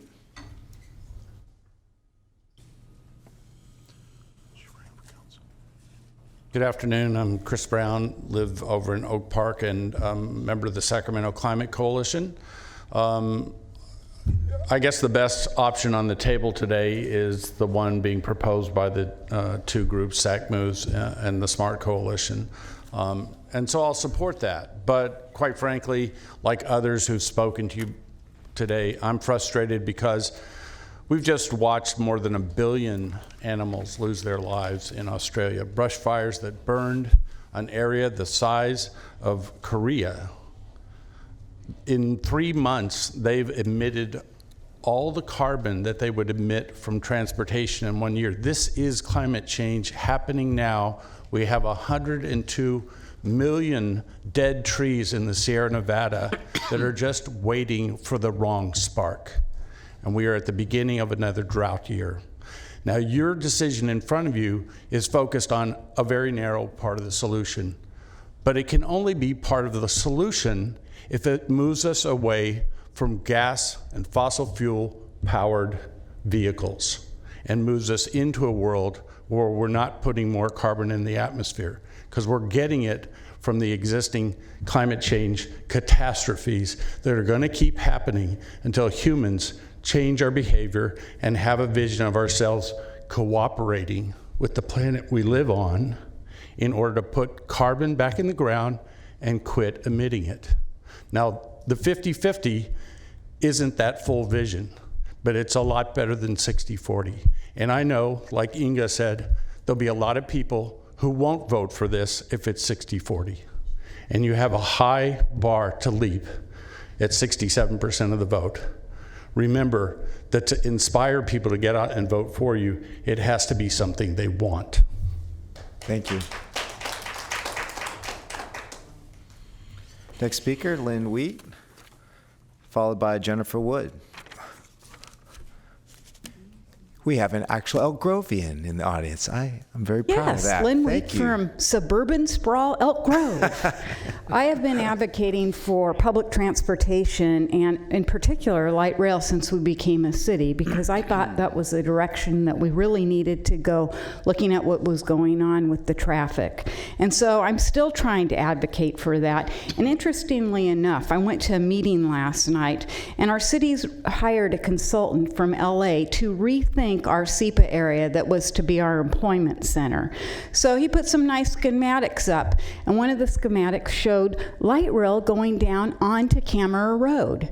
Well, he was really preaching to the choir about what we needed to have done, because I've been speaking to it. So I finally raised my hand and I asked the question, and I said, have you talked to anybody? Because I went to those early JPA meetings hoping that our connector was going to have a space for light rail, a separate bike lane, and some other things. And that was not included in this expressway that is so signalized, it just speaks of sprawl.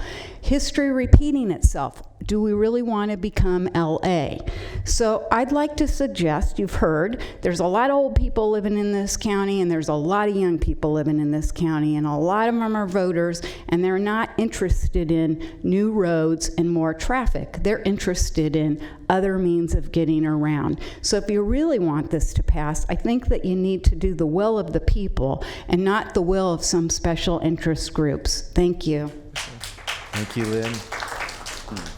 Next up, Jennifer Wood. That's actually my last speaker. If there's any more who would like to come up, please let me know.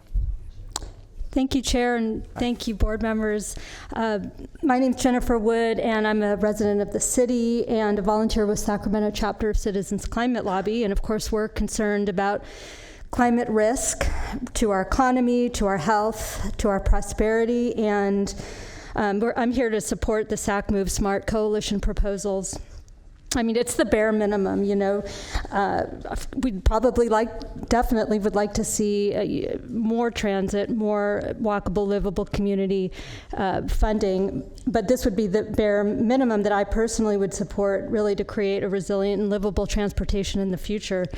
And you guys are the critical decision makers here, you know, and you have a chance to leave a more visionary legacy. I know there's a concern that folks in the outlying areas, you know, they have to get around with cars and they don't want the congestion, but it's kind of a chicken and egg sort of thing. You know, if we continue to build communities and let them sprawl out so that people have to use their cars, then we're just continually stuck in this circle. So if we can create more infill, more livable, walkable communities, even in the outlying areas, revitalize those. I think the first precept of the SAC moves is the fix it first. And I know that takes a lot of money, and I know it takes a lot of infrastructure changes, and that's really tough, but that's what we have to do. And I think, as a lot of people have said, that's the kind of world that most of us, a lot of us, want to live in, where we can walk, we can bike, we can take the train, we don't have to be sitting in our cars. And there's a lot of great transportation options that are available for us to build out, and also be ready for future technologies, the electric cars and the electric charging stations and the better rail. So I really encourage you to consider the SAC Moves Coalition proposal, and I thank you for your time. Thank you very much.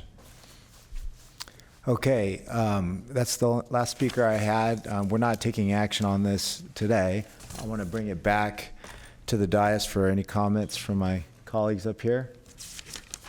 Okay, seeing none, before we go to next steps, I just also, on behalf of this board, want to thank all of you for your engagement and coming out again. Okay, Director Hanson. Oh, actually, I see Director Frost is up here.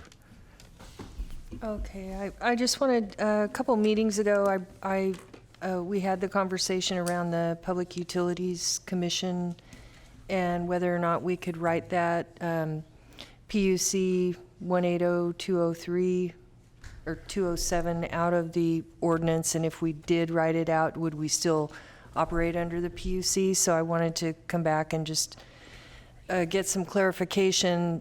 I did have a conversation with Will. Thank you for following up on it. I just wanted to get some clarification from council regarding if we did write it out of the ordinance or exclude it from the ordinance, and I noticed it was still in, would we still operate under the PUC, and would it still apply technically to our ordinance? So there's a provision in your governing statute that allows your mic. This authority. No. Try again. This authority. All right. There's a provision in your governing statute that allows this authority to make annual amendments to the expenditure plan under certain circumstances, if there are additional unexpected revenues, or if there are, the terminology is unforeseen circumstances. That is an option the state law gives you. So yes, the board could elect to waive that option and only choose to do an amendment or consider an amendment every 10 years, which is what the ordinance calls for. As we discussed a couple meetings ago, I'd recommend that you don't do that. I think the board's going to want the flexibility to consider change circumstances on an annual basis. That's my advice, but yes, it can be done. Okay, so that, I thought that was on the table. We were going to discuss whether or not we could write it out. So what you're saying is, no, really, we cannot. I'm saying you can. I'm saying you should not. Oh, you're saying we can write it out of this ordinance? You can and if elect we- not to do annual or consider annual No, amendments. but it would be, no, that's not, I'm not asking if we can elect to do annual changes to the expenditure plan. I'm asking if we exclude it from the ordinance, does it write it out of the 40-year ordinance, and then it's no longer an option? I think we're kind of saying the same thing here. So it is always going to be an option, either way. No, in this ordinance, you can include language that says, we shall not exercise the option to amend this on an annual basis. We shall only Oh, we consider can say that. amendments every 10 years. You can do that.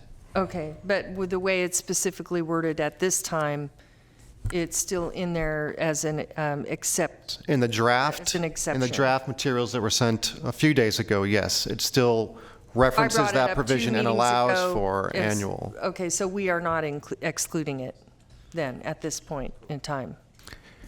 We are prepared to do whatever the board would like to do with respect to that issue. Was that part of the conversation at the ad hoc, or, I mean, because for me, that's a consideration. It's a matter of, the questions we asked on the polling. Is it important to you to have the money go the way you thought it was going to go? It's a matter of trust with my constituents. So the question is, did they discuss it because they didn't take it out? I guess that's the question. I don't remember that it's been explicitly discussed, but I believe there has been a lot of references to the fact that that members of our board want to restrict the amendment process.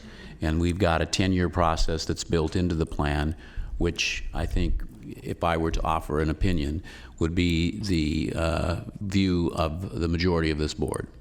Okay, and it's also the exemption, with the exception of the PUC, is also written into this. Yes, it's a very simple process to take that out. Oh, I see. Okay, so it's not taken out yet, but it can be. Okay, thank you. Council, I just want to ask a question to Director Frost's point. If we took that out, that also would not allow us to adjust for changes in technology and those kinds of things. We could only make changes every 10 years under the current. Correct. language. You would be bound to the distributions, the allocations that are set in the adopted plan for 10 years. And that's the risk, Director Frost, of removing it, because we can't predict the future, and that would be a risk. So it's something that I'm happy to take up at the ad hoc again, but just so you know that's the other side of the coin. Yeah, I know. I get, I understand the need for flexibility, every 10 years or so. I think what I am concerned about is public trust and the fact that, we have this situation where the public would like to see that they got what they thought they were going to get, and that it's not going to be redirected or used in some different way. And so I'm trying to clarify what is what are the legal boundaries, so that we can at least tell them what to expect, and they can get what they're expecting. Yeah, I appreciate your very valid concern. And Yeah. I'm, to determine if it's something I can support based on what my constituents want to see. That's all. Thank you. I understand. Thank you. Director, I'm sorry, Director Hansen. Sorry, Director Cerna. Director Hansen, yours doesn't pop up. Yeah, my screen's not working. Thank you, everyone.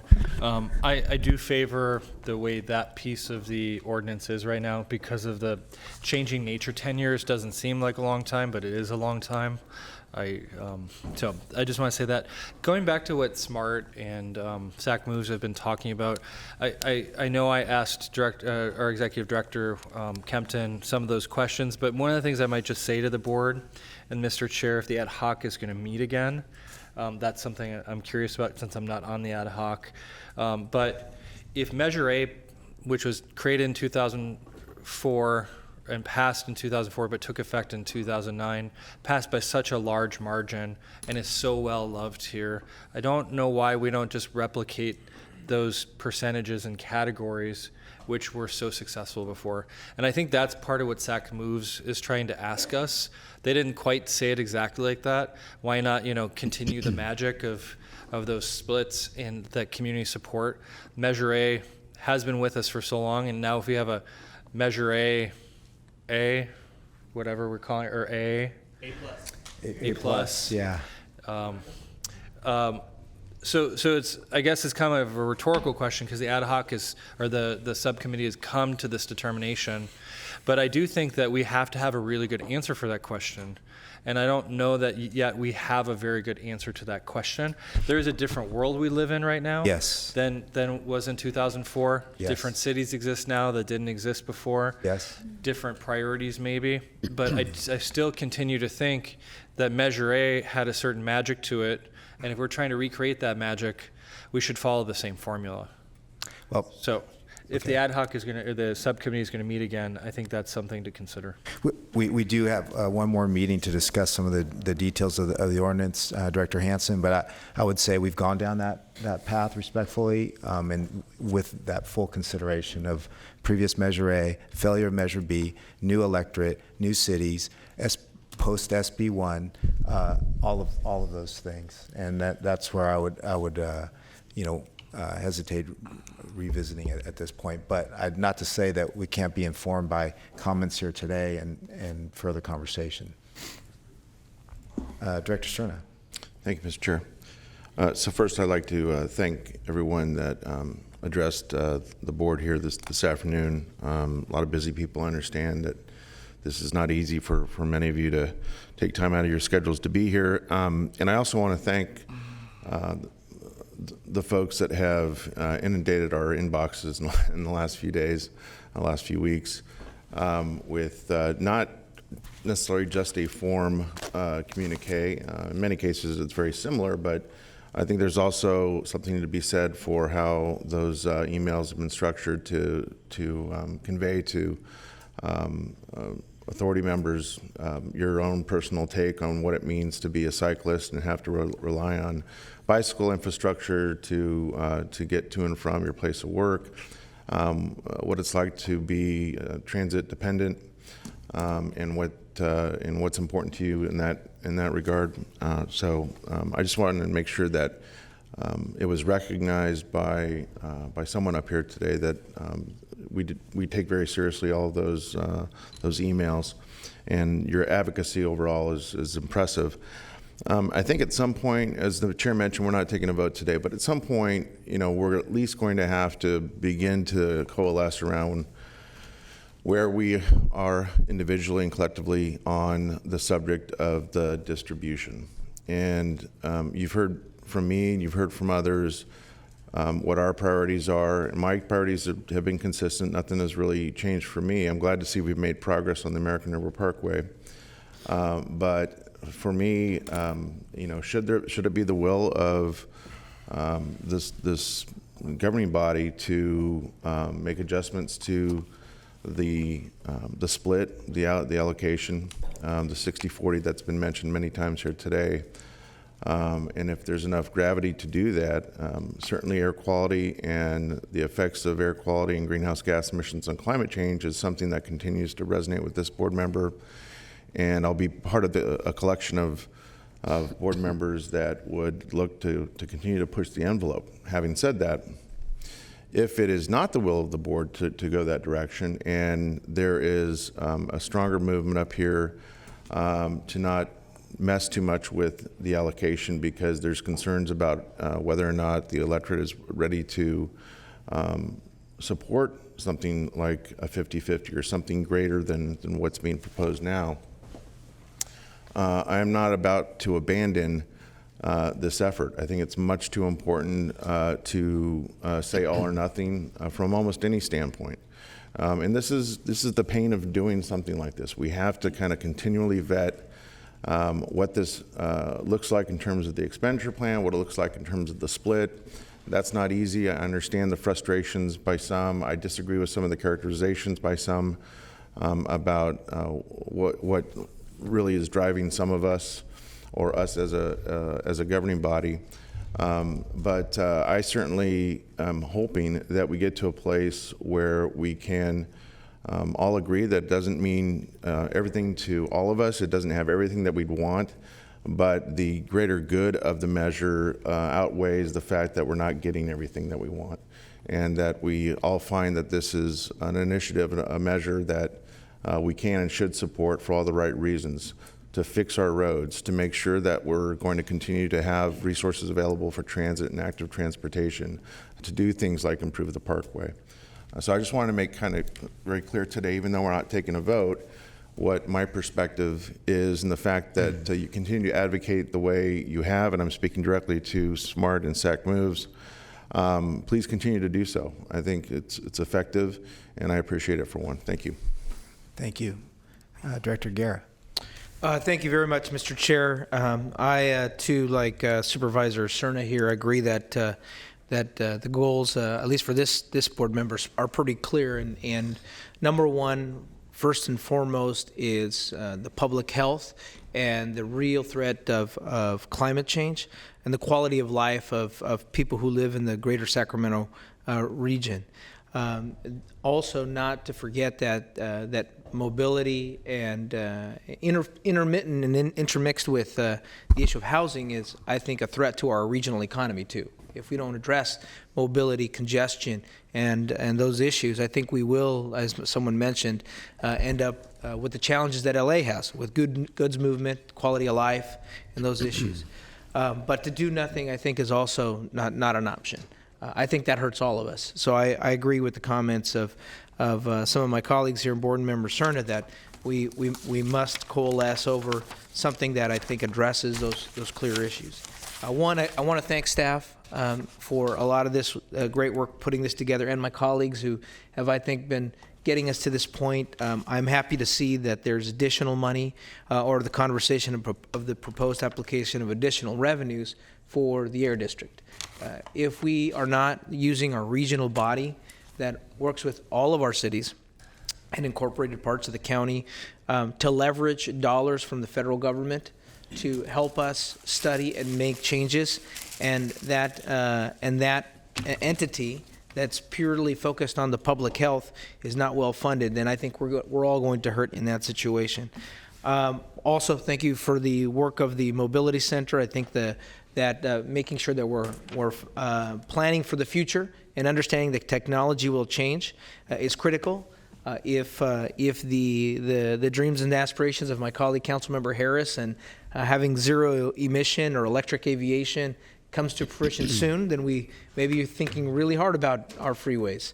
But that goes to the point of flexibility. I also appreciate the fact that we need to have flexibility once there is this harder push and drive for changes in technology. As the ad hoc meets and gets together, I think there are a couple things that I'd like to see. Obviously, a focus on air quality is critical, but I'd like to see some stronger language on complete streets and Vision Zero. Fix it first. I mean, I drive down my neighborhood streets, and the number of potholes are dramatic. But we should be thinking about how do we fix those streets that may need to be completely ripped out, and thinking about them in a safety and also a way that addresses those goals of air quality and congestion reduction, VMT reduction in those. When I worked for a carpenter for a couple of years in high school, they told me to measure twice but cut once. So let's figure out how to do that and not repave and replan. The other piece I'd like to also see is some stronger language around how we can reduce VMT and greenhouse gas reduction. I think at the end of the day, we want to make sure we're meeting our air quality goals and targets for federal attainment. And, you know, in my other hat as the chair of the Air District, I see where our challenges are on those attainment goals, and at least on PM, we're barely meeting them, but we're still in great risk in other components of that. With that, Mr. Chair, I think those are my thoughts on the work that needs to move forward, and I'd like to see us coalesce against something that addresses those principal air quality concerns. Thank you, Director Guerra. Director Miller. Thank you, Chair. One thing I want to point out, and we talk about percentages between roads and transit, Our road allocation for Citrus Heights isn't just about painting the streets black, putting asphalt down. It pays for Smart Ride to cover our city where buses can't cover. It pays for bus rapid transit because we're not going to get light rail anytime soon. We have a major project coming up that's a bike ped trail down. We call it the Electric Greenway, which is a really cool name, but it follows the SMUD transmission lines through the center of our city, and I think it's about 7 miles. And also complete streets. I mean, the next one to come is Old Auburn Boulevard. Has no sidewalks. It's ditches on the side, and it'll include, we have a study session tomorrow night on this, dedicated bike lane and pedestrian separation from the road. One thing I do want to point out, and thank you everybody for your comments and my fellow board members, I want to point out that STA is a fiscal administrator. We're not a policy board. And so I think that's up to our individual jurisdictions to adopt guiding principles and policies based on our community. And to have this come from SDA with strings attached is a little tough for me to swallow. We talk about leveraging our money. Our staff does a great job doing that. We wouldn't do a project any other way if we couldn't cobble together state, federal, and local matches to the money we have. It's how we stretch things and make them go further. So one of the last things I did want to say, I don't need an argument about climate change. It's just we shouldn't pollute. And yes, gas-powered vehicles are one of the primary polluters. We've made great headways. Someday soon, hopefully, we'll have electric or hydrogen or whatever. We might not even be able to imagine what will be, but we'll still need roads. And we'll need roads for the buses too. One of the things with some of the previous Measure A and the current Measure A renewal is it really didn't address our needs for roads. We didn't fix anything. We haven't got any money for that. We did get more transit, which is cool. So, and to say that you're going to argue over a split, and I'm going to vote no because transit's only getting $3.2 billion. That's really cutting off your nose to spite your face. So I hope we can all compromise and settle on a final ordinance and move forward on this. So, thank you for the time. Thank you. Director Peters. Thank you.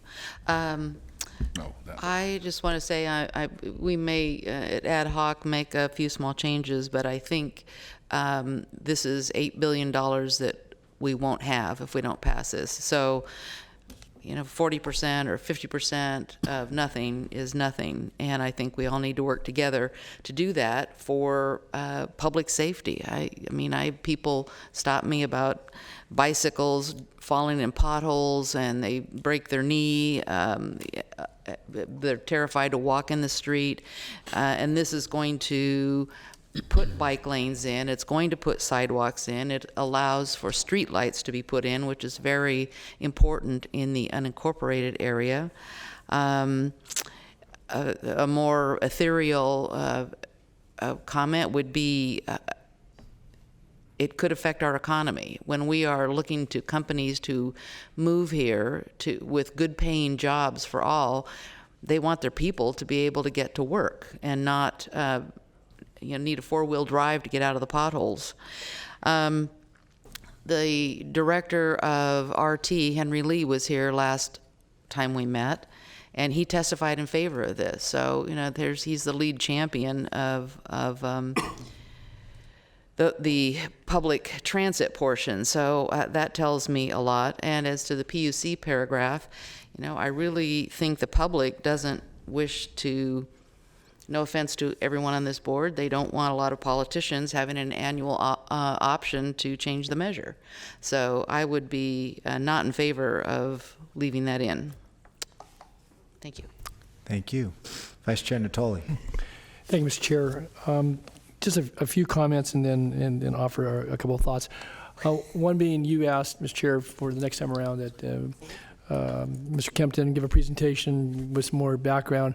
I would guess I'd ask and recognize maybe as part of the sausage-making part of this, that the ad hoc committee is taking up a lot of these things. Those of us that read both the staff report, hear the testimony here, get the written commentary, don't have the benefit of, some of those discussions. I think you responded on behalf of, some of the work that's been done there.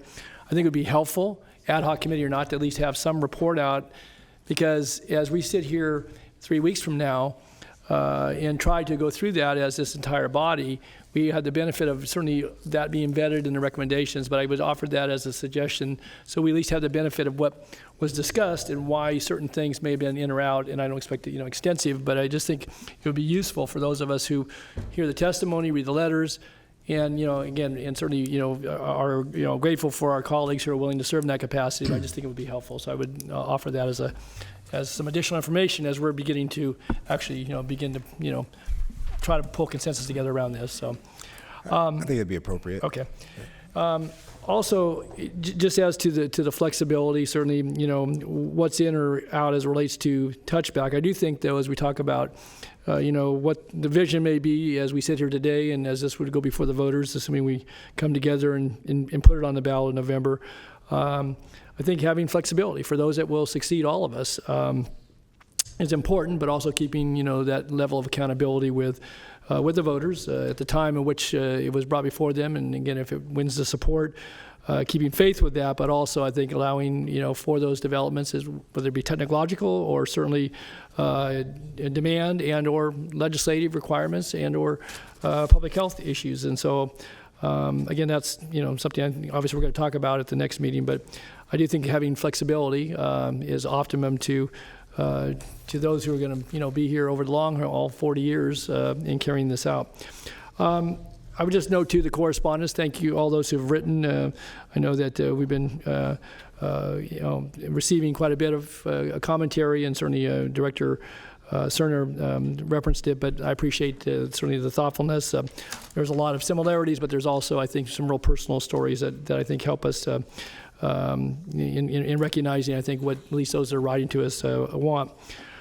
I do want to note, I would be interested, and I appreciate Mr. Kempton responding, but as it relates to TMAs, I think they have an important role in the overall carrying out of connectivity between employers and certainly residents and commuters, and building, I think, additional participation as it relates to everybody kind of doing their part. And so whether it's an off the top or it's, some ability to compete, there's a difference in all that. And so, again, just a heads up, I think I kind of signaled that today. I'd like to have some conversation as we come back to this dais in a few weeks. I guess the last comment I would just make, too, and again, I want to thank everybody who's worked on it thus far, is that, we tied a lot of this back to the polling, and that polling data is very important. It informs, obviously, some of the prioritization and the considerations that we've been talking about and working on now for many months. But that, and I think we all know this, that the only poll that really counts is the one on Election Day. And assuming it gets to the ballot and gets on the November ballot, if that's what we make, that, right now we have over 800,000 registered voters in this county. And if you had a 50% turnout, that would be 400,000 voters, if we can do the math. And you're going to need somewhere in the realm, assuming people get down ballot to this, 250 to 300,000, depending upon turnout, yes voters in order to get to 2/3. And that's significant. And I think when I hear comments and all the back and forth here that if there's not enough in here for a significant segment of the voters, that 2/3 looms very, very large. And so I think, certainly the responsibility we bear is to try to put together a measure that has, a balance to it. And I think there's been good work along those lines. But I would just hope we keep that in the back of our mind that, we've already heard comments, and again, it's the all or nothing. Obviously, people make their choices about whether this is viable or not. But I think it's going to be very important that if we get consensus at this board and that it's a clear majority, that we're prepared then obviously to do what comes after that for our respective bodies, and obviously as we would head to November. So, at any rate, I thank the committee for its work, and certainly Will, you and your staff, and the others that worked on this. And I trust we're going to allow some sufficient time on the March date to, we have a longer meeting. That was my last question. Is that have you allowed for 3 or 4 hours of discussion in these chambers? It's a typical board meeting, but I think you need to, yeah. I would just say that, if you hear the comments, you need to plan for that. I guess that's my suggestion, and I'm not getting anybody else's time here. There is a later conflict for the use of the chambers on that date. we can work with the clerk's office to see if we can't do something to clear that, but... Who is it, Will? I don't remember who it is. Okay, I just thought if it was library again, But library authority again, but obviously, we'll need some time. Okay. Thanks. Yeah, So we'll deal with Director that. Director Harris. Thank you, Chair Soon. So I've participated on the subcommittee for the last year, and it's been a very interesting process to come up with a product that's reflective of many jurisdictions across the county. Jurisdictions that see mobility in a different light and have different needs. Clearly, if you live far out in the county and there's absolutely no public transportation available to you, you look at this differently than a city dweller who can use light rail or choose to use a bus. I've said it many times that virtually all forms of transportation outside of rail require good quality roads. And our roads are deteriorating badly. You know, in the near term, in the next 10 years, there's no doubt we have to do an awful lot of road repairs. We can't change the mobility paradigm with this one measure. We can affect it, we can move a ball a little bit.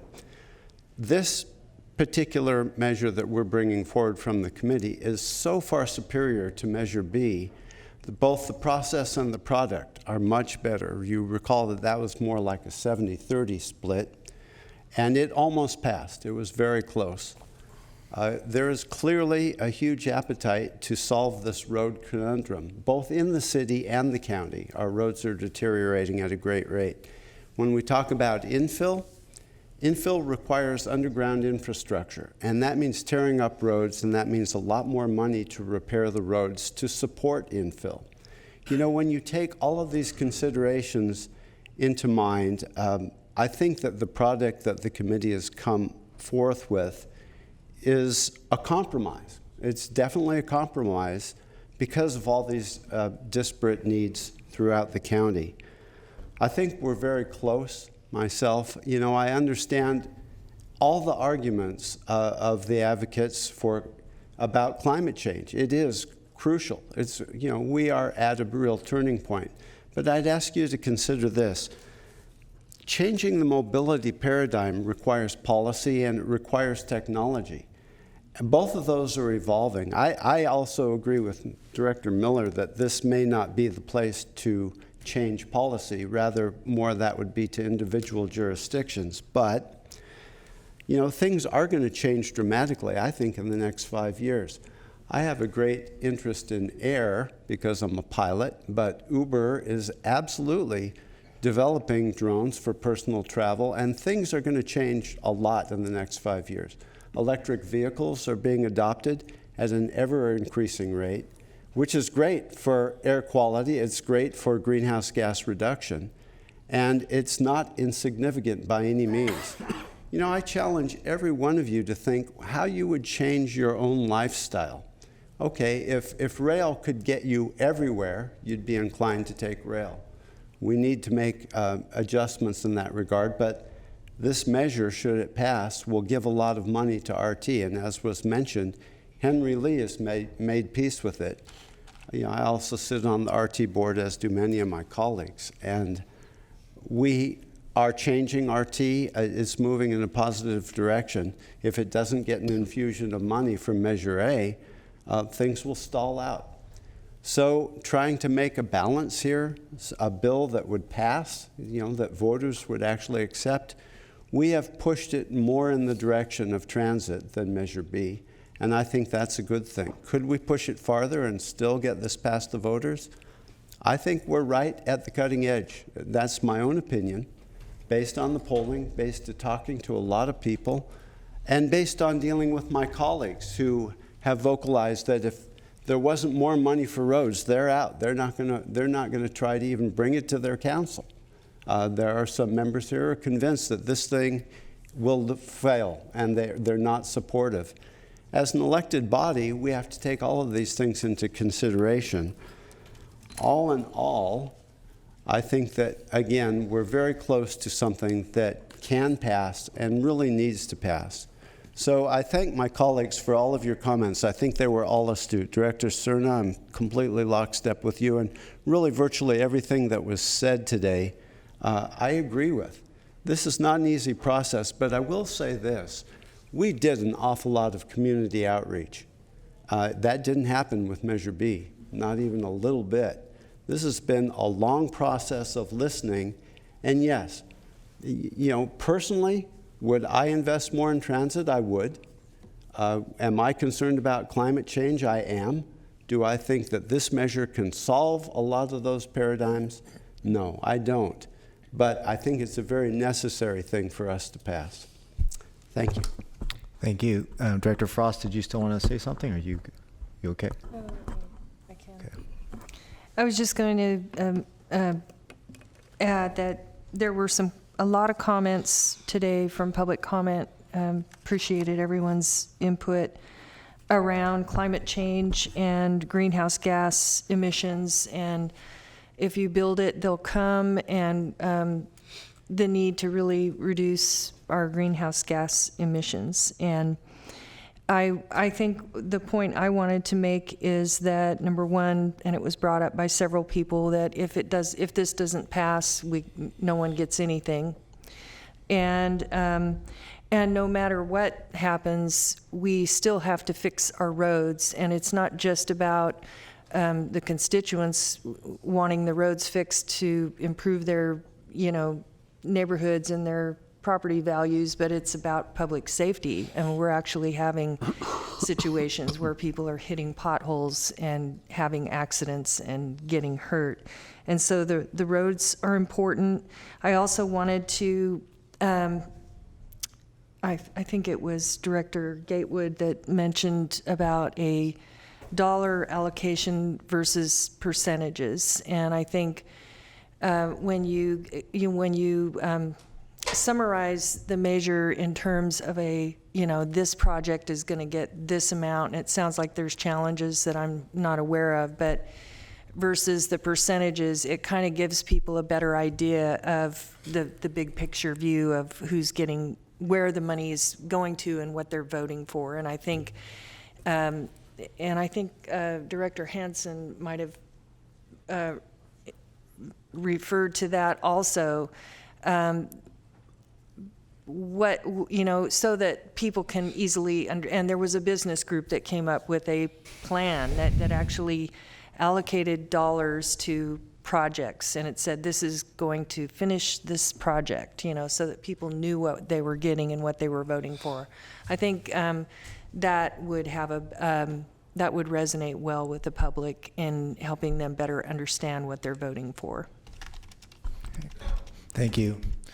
You didn't hear anybody on this dais talk about this being a perfect plan, and it's not a perfect plan, but it's a very good compromise that will move the needle. Move the needle, meaning it'll improve our transit system and air quality as we were discussing, but it'll also improve road maintenance in our respective communities, which will mean a lot to our voters.